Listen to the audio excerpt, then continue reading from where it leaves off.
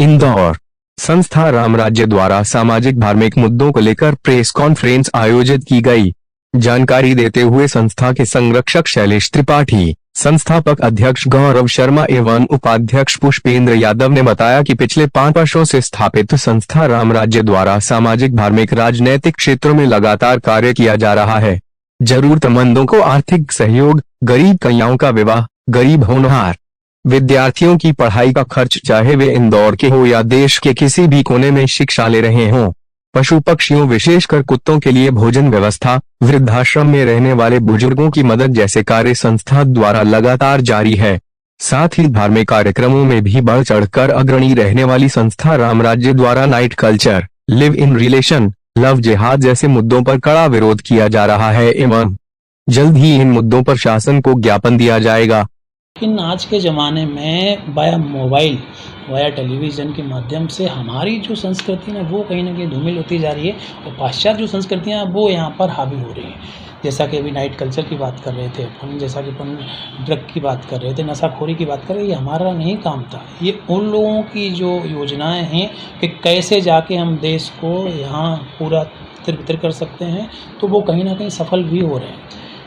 जहाँ एक तरफ नाइट कल्चर को ख़त्म करने की बात की जा रही थी, पर अभी कुछ दिनों से देखा जा रहा है कि नाइट कल्चर में लड़कियां बिल्कुल अपने आप को है ना, बिल्कुल नशे में धुत पाई जा रही है ना। देखिए वो लड़कियां या बच्चे जो भी हैं ना, मैं उनको थोड़ा कम दोषी ठहराता हूँ।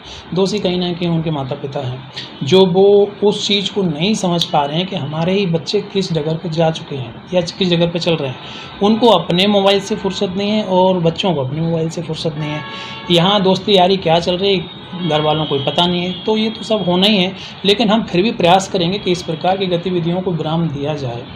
मामला चूँकि अति का बढ़ता जा रहा है और हम या हमारी टीम या संस्था रामराज इस चीज़ की कड़ी से कड़ी निंदा करते हैं कि इस प्रकार की कोई भी गतिविधियों को हम आगे नहीं बढ़ने देंगे, ना ही इंदौर में और ना ही प्रदेश में और ना ही देश में। हम हर संभव प्रयास करेंगे कि नाइट कल्चर वाला जो मामला है इसको पूरी तरीके से समाप्त किया जाए।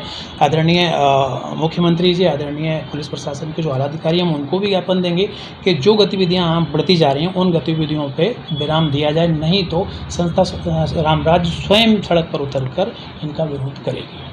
जिनके बेटे बड़ी बड़ी पोस्टों पे चले जाते हैं और उनको फिर लास्ट में वृद्धाश्रम जाना पड़ता है, तो हम चाहेंगे कि आपकी संस्था के द्वारा क्यों ना उनसे छोटे छोटे बच्चों को पार्क में जगह रहती है, स्कूल में जगह रहती है और संडे सभी के लिए फ्री रहता है, तो भागवत गीता का या रामायण के कुछ ऐसी चीज़ें छोटे छोटे बच्चों को जानकारी दी जाए जिससे बच्चों को मोबाइल की लत भी कम होगी और उनको अपने पूरे सनातन धर्म के बारे में जानकारियाँ भी मिलेंगी। तो इस पर क्या कहना चाहेंगे? शुरुआत तो अपन यही करते हैं ना कि ये अनाथ आश्रम, अनाथालय बने क्यों रहे हैं? वो इसलिए तो बन रहे हैं कि हमने रामायण गीता पढ़ी नहीं है, हमने संस्कार, हमने धर्म के बारे में जाना ही नहीं है। जो व्यक्ति रामायण गीता पढ़े हुए बैठा हो ना, वो कभी नहीं चाहेगा अपने माता पिता को अनाथ आश्रम में भेजना, कभी भी नहीं चाहेगा। अगर ये चीज़ें जब भी तो बढ़ती हैं जब पाश्चात्य संस्कृति यहाँ पर हावी हो रही है। भाई आपने सुना होगा कि लिव इन रिलेशनशिप का मामला बहुत चल रहा है। ये यहाँ की धरोहर नहीं है, ये पाश्चात्य संस्कृति की धरोहर है कि वो यहाँ सब कुछ पूरी तरीके से प्रभावित कर रहे हैं। मोबाइल में पूरी तरीके से जीवन को स्थापित कर दिया है, अब हमको दूसरा कुछ करना ही नहीं है। तो हम पहला प्रयास यही रहेगा कि धर्म तो देखो ठीक ही है कि हर व्यक्ति अगर अपने माता पिता का सम्मान करने लग जाएगा ना, धर्म तो यूँ बढ़ रहा है। अनाथ आश्रम